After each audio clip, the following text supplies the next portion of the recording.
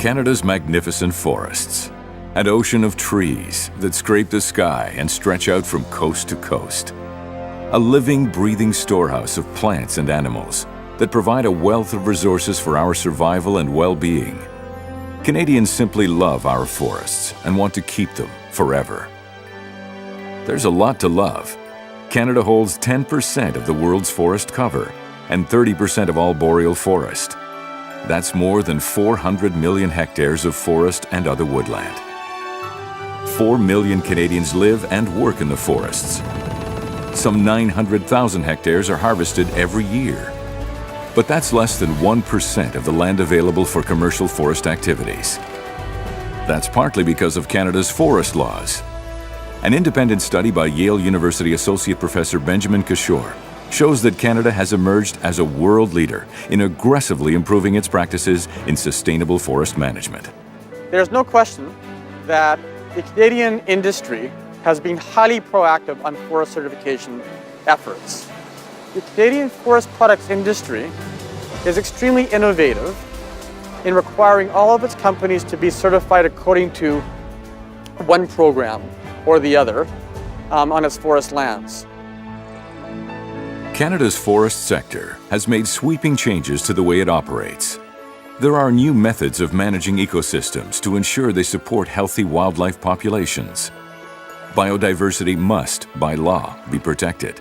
Rivers and streams must be buffered from tree cutting. Special consideration must be made for soils so that they're not eroded. Roads and bridges must be constructed to high standard to ensure that there's no damage to fish habitats. Communities are involved in every region, from coastal rainforests to the boreal northlands. It means that people talk to governments and industry about how they want the forest developed and preserved.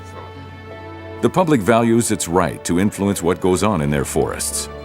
Canadians are heard directly through a variety of public participation programs set up by provincial governments. A number of provinces have enacted Forest Protection Acts that channel public input to shape the highest standard for forest sustainability in the world.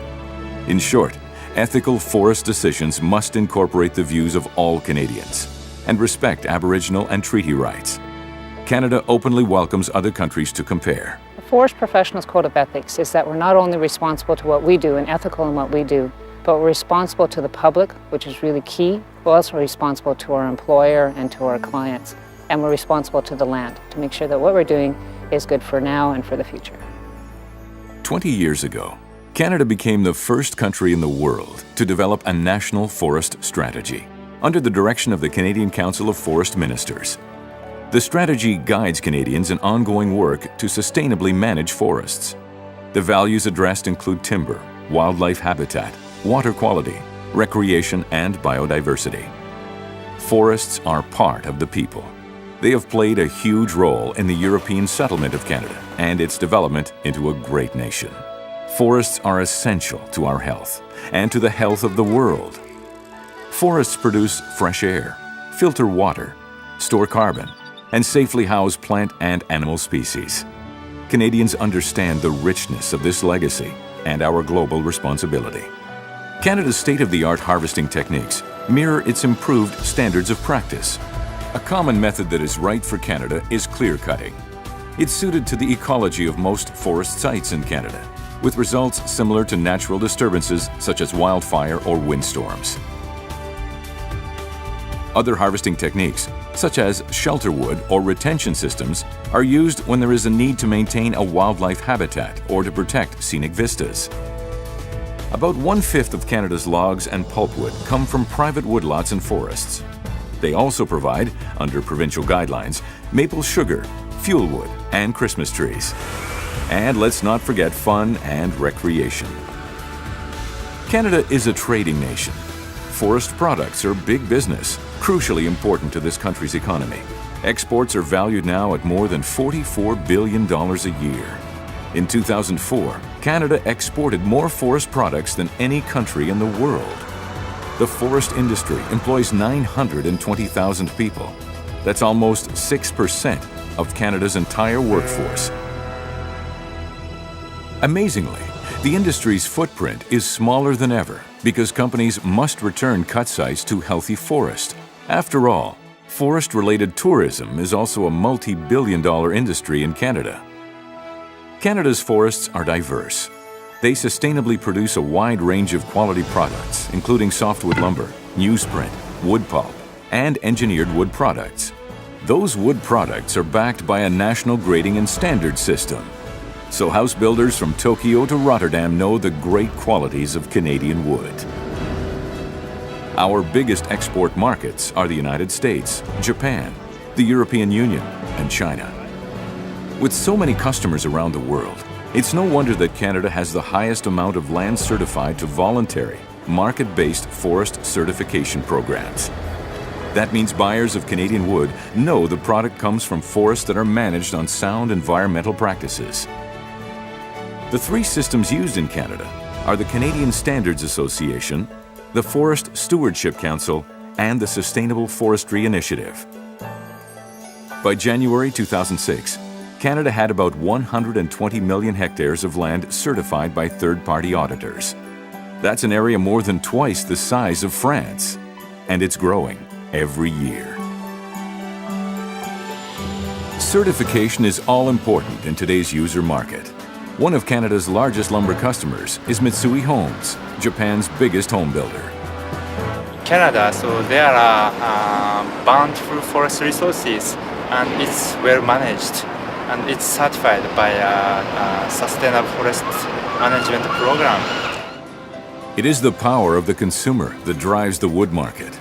More and more, those consumers want to buy from companies that practice good forest management.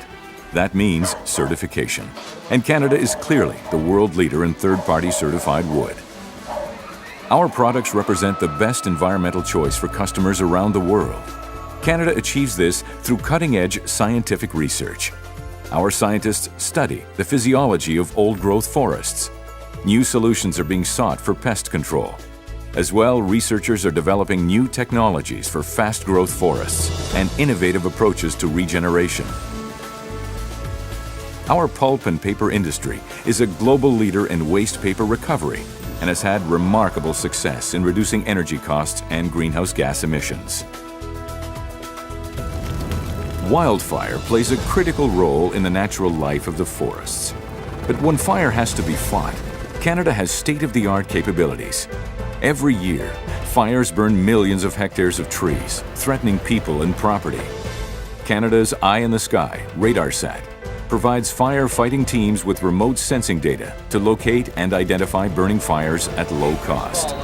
RadarSat also provides researchers with detailed images, such as this one, from the firestorm surrounding Kelowna, British Columbia in 2003. Canada's leadership in sustainable forest management goes far beyond its own borders. Canada is a founding member of the Montreal Process. It was created in 1994 to implement internationally negotiated rules on the conservation of temperate and boreal forests.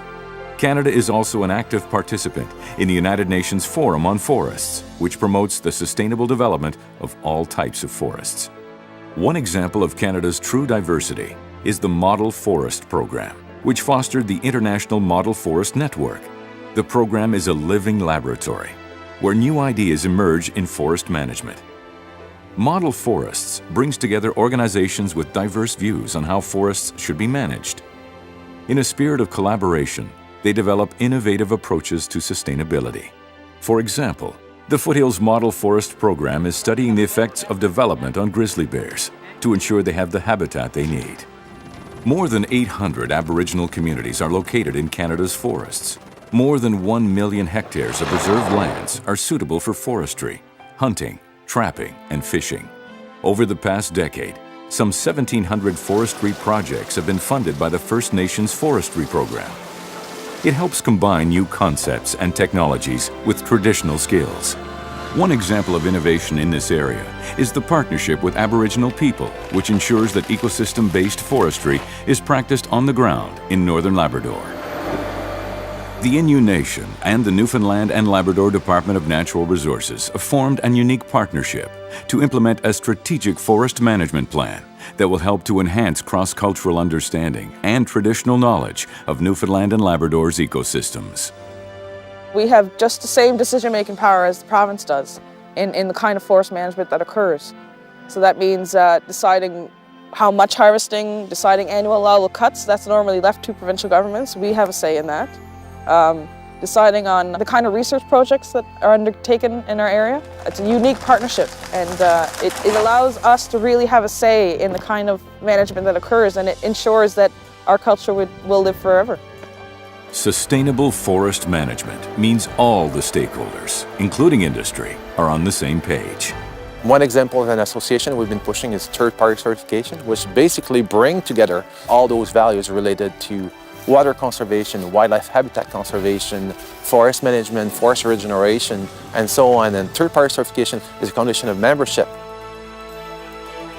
Canada's sustainable forests are supported by world-class management practices.